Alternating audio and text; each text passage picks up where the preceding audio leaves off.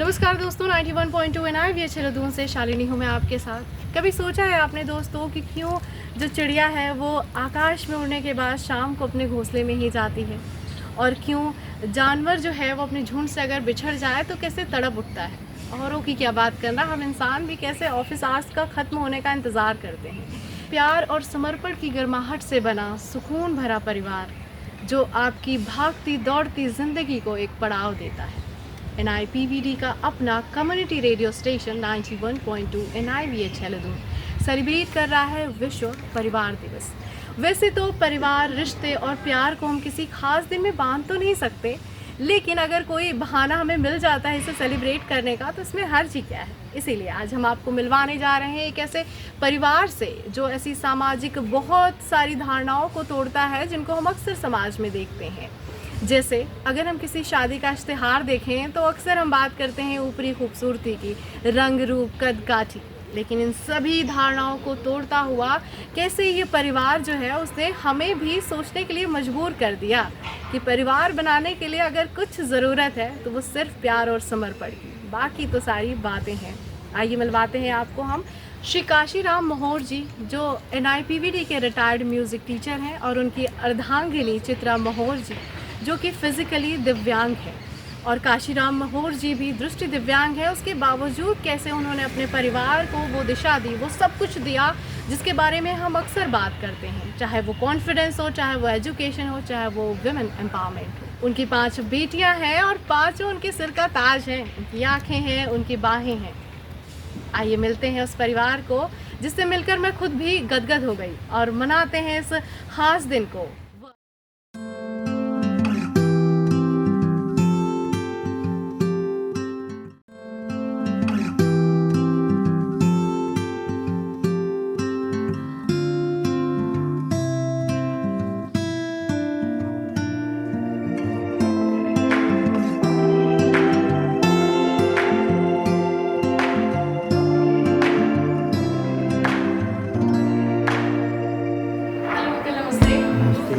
कौन सी बेटी आपकी जो है जो सबसे ज्यादा शरारती, किसका ज्यादा ध्यान रखना पड़ता है? शरारती थी वो सुनंदा हमारी, जो अच्छा। गुजर गई ना। जी, जी, जी।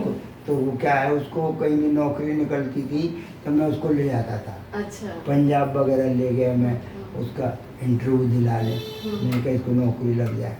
और गाती भी बहुत अच्छी थी, कई जगह कंपटीशनों में भी गवाया उसको मैंने। मतलब सुनंदा दी सबसे ज्यादा शरारती थी। शरारतियाँ बहुत है, मारा पीटो करती थी आपस में। अच्छा। और कौन सबसे ज्यादा समझदार है? सबसे समझदार, सबसे सीधी लड़की हमारी प्रतिभा है। अच्छा। चौथे मतलब ये तीसरे नंबर की, चौथे नंबर वो शादी हो गई। अच्छा अच्छा। शादी हो गया चौथे में। हाँ। बाकी बाद पे मेरे जाने के बाद सारे बोलने वाले आपको कि अच्छा समझदार, खाली प्रतिभा है हम नहीं है। समझदार सब हैं लड़कियां। हाँ, मतलब कोई ऐसी लड़की नहीं है जो माँ बाप की सेवा ना करे। अच्छा अच्छा। सबने कदर की है। वो तो बिल्कुल आपके सिखाए गए संस्कार है। आप इतने डाउन टू अर्थ है तो उन्हें तो होना ही था। नहीं सब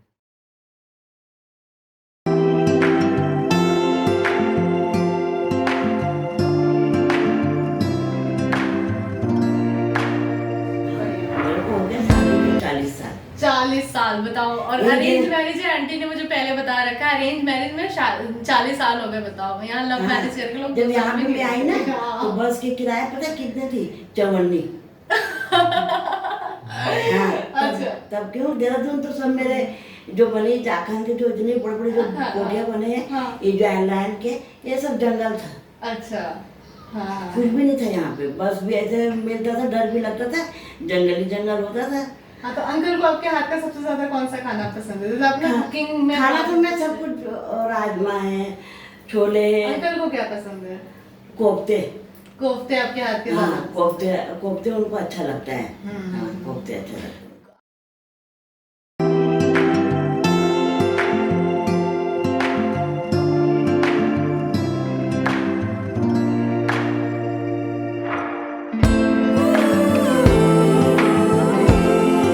शॉपिंग करने जाते हैं आप लोग या पहले जाते रहे होंगे? अपने बचपन को याद करिए, तो क्या एक्सपीरियंस रहता है? बचपन में हम लोग जाते थे तो पापा मम्मी तो मुझे लेके जाते थे।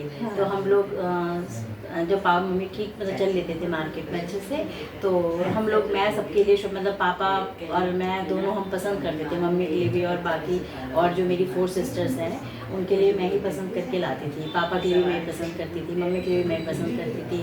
फिर पापा टेक्सचर पसंद करते थे, अच्छा। मैं कलर पसंद करती थी, पापा टेक्सचर पसंद करते थे। तो हम दोनों मतलब दोनों की पसंद कह रहा हूँ अच्छी है पापा और मेरी। मतलब ये चीज़ सही है कि जो मतलब बाहर का कोई है तो उनको लगेगा कि इनको बहुत प्रॉब्लम फेस करनी पड़ी होगी, लेकिन ये है कि हमें बचपन में ये सब प्रॉब्लम कभी फेस नहीं करनी पड़ी कि हमारे मम्मी पापा हैंडीकैप्ड है। बिल्कुल। हाँ, क्योंकि पापा अपना काम खुद करते थे, अपना डेली जो रूटीन का होता है। जैसे बेटियां हमेशा फादर के करीब होती है, तो आप 5 बहनें रही हैं, मैं आप सबसे ज़्यादा करीब रहती थी क्योंकि आप मैं बड़े बड़ी थी। हो, हाँ, मैं हाँ। बड़ी थी तो मेरी बातें ज़्यादा सुनी जाती थी मतलब मेरी बातें ज़्यादा मानी जाती थी। और कुछ घर में डिसीजन भी, आज भी डिसीजन कुछ भी होता है तो मैं हैदराबाद में रहती हूँ वैसे, ओके। लेकिन अभी जैसे कुछ भी डिसीजन होता है, कुछ मैरिज से लेके घर से लेके, तो फिर वो मेरे से पूछा जाता है मतलब अच्छा। कल्पना क्या बोलती है, बड़ी क्या अच्छा, बोलती है। रिटायरमेंट के बाद भी पापा ने काफ़ी मतलब क्लासेस ली हैं, और दिल्ली चंडीगढ़ से भी पापा के पास जो यहाँ के स्टूडेंट हैं जो जॉब लग गई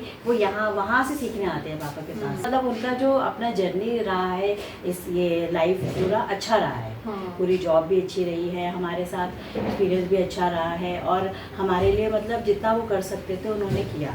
अच्छा। इतना मतलब 5 बच्चों, हम 5 सिस्टर हैं, तो अभी 5 सिस्टर्स के साथ उन्होंने एजुकेशन, मैरिज और एक सोसाइटी में एक अपनी जो जगह बनाती हैं, तो हमें कभी ये फील नहीं हुआ कि हमारे मदर फादर लाइन है या मम्मी ऐसी है तो हमें शर्मिंदगी, वो फीलिंग कभी नहीं है।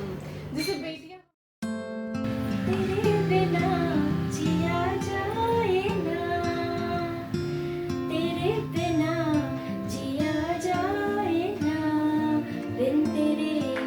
हेलो, आपका नाम? भावना है मेरा नाम। भावना, आपका? अल्पना। जब आप लोग मतलब यंग एज में थे सारे, मतलब टीन एज में होता है ना, स्कूल जाते हैं सारे, अभी तो सारे स्कूल से बाहर आ गए हैं, तो क्या अलग फील होता था? मतलब उस समय क्या माहौल रहता था? मुझे बहुत क्यूरियोसिटी हो रही है। केयर फ्री रहते थे हम वो टाइम। एक्चुअली हमें हाँ। पता नहीं था क्योंकि हम तो बचपन से मतलब छोटे से ही मम्मी पापा को देख रहे हैं, हाँ। तो हमने शुरू से मतलब मम्मी पापा सारा काम करती थी, मेरी मम्मी सारा काम करती थी।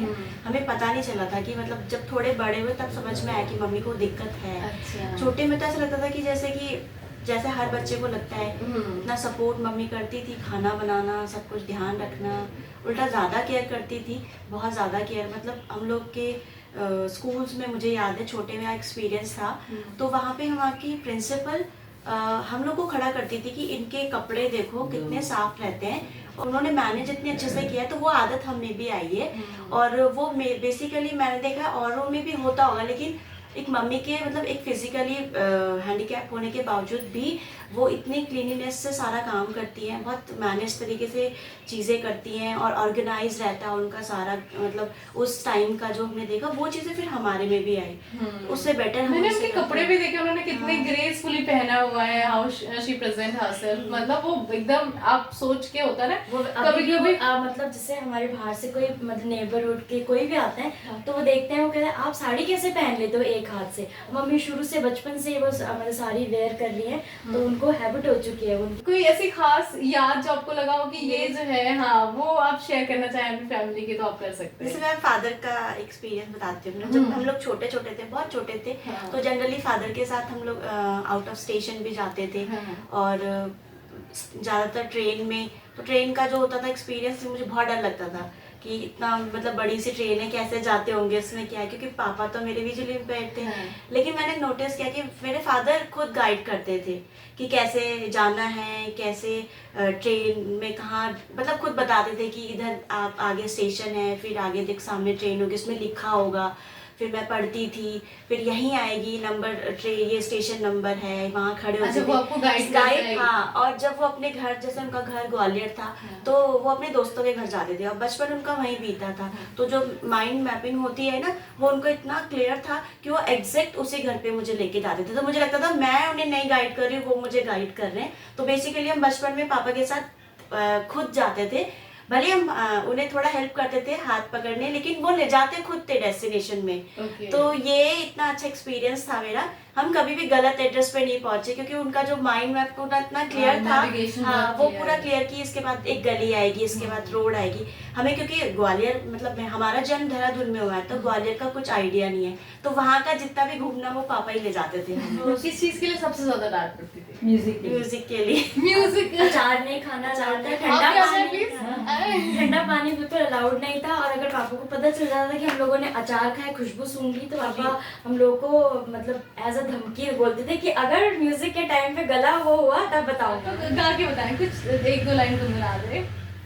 दीवारों से मिलकर रोना अच्छा लगता है, हम भी पागल हो जाएंगे ऐसा लगता है।